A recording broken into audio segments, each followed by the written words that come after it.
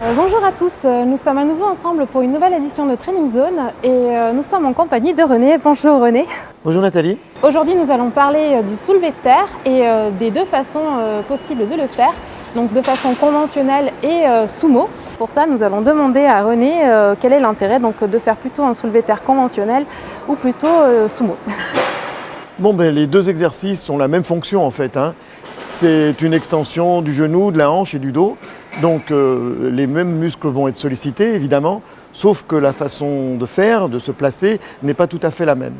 Alors en fait, si on observe, bien que ce soit des exercices qui sont censés travailler les mêmes groupes musculaires, il y a quand même des différences. Si on prend en considération certains facteurs, on va s'apercevoir que cela va nous permettre de choisir en fonction de certaines connaissances. Et ces facteurs sont d'une part la morphologie, la souplesse, l'activité musculaire, des problèmes articulaires éventuellement, et aussi le coût énergétique.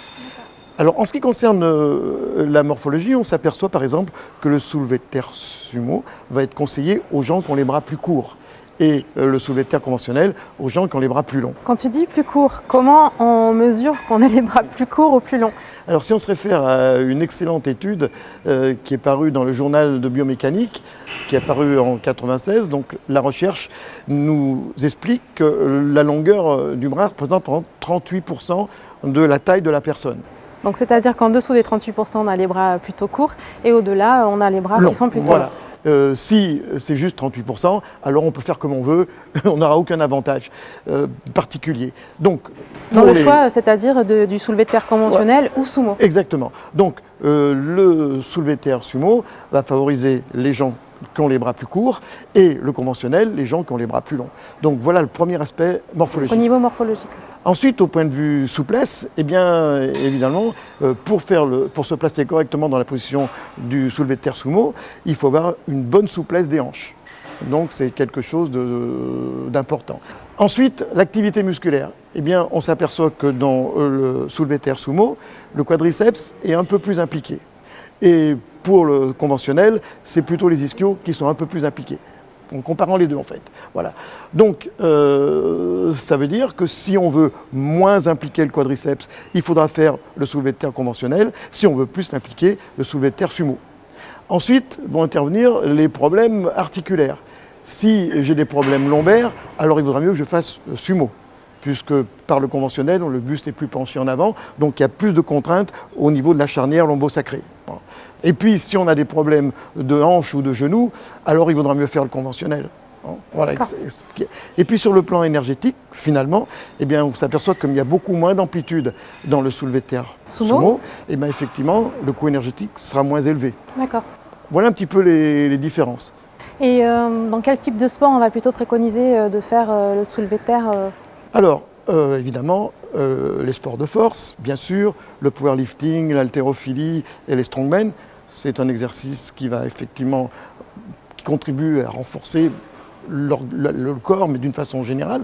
Donc ça, c'est important. Dans les sports explosifs Dans les sports explosifs aussi, puisque tous les sports qui demandent de la détente verticale, eh bien, tous les sports qui auront besoin d'une extension forte et rapide des genoux, de la hanche et du dos, ils vont compter sur cet exercice pour améliorer leur performance.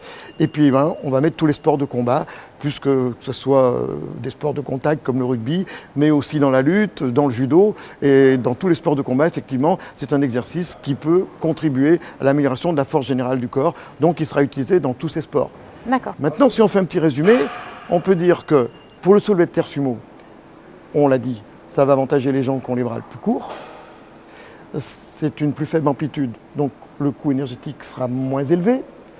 Ensuite, ça sera déconseillé aux gens qui ont des problèmes de hanche ou de genoux, mais conseillé à ceux qui ont des problèmes lombaires. Donc ça, c'est des détails qui ont une certaine importance. Et ensuite, pour les athlètes qui veulent moins impliquer les quadriceps, ils feront le soulevé de terre conventionnel. Ceux qui veulent plus impliquer le quadriceps feront le soulevé de terre sumo. D'accord, donc c'est un exercice qui est très complet avec différentes Exactement. voilà, qui vont convenir plus à une personne qu'à une autre, mais dans l'ensemble, voilà, il y a aussi le bon accomplissement du mouvement Bien sûr. que nous verrons par la suite plus L'exécution doit détaillée. être correcte parce qu'effectivement, on peut manipuler des charges lourdes. Donc, quand on vient de parler d'éventuels problèmes articulaires, il faudra bien prendre en considération ce qu'on vient de dire. En se focalisant sur ce genre de détails, eh bien, on va pouvoir choisir plus correctement. Voilà, exactement. Voilà. Je te remercie pour nous avoir éclairé sur le choix soit de soulevé de terre conventionnel ou sumo. Et puis nous pouvons nous dire à bientôt pour une prochaine édition de Training Zone.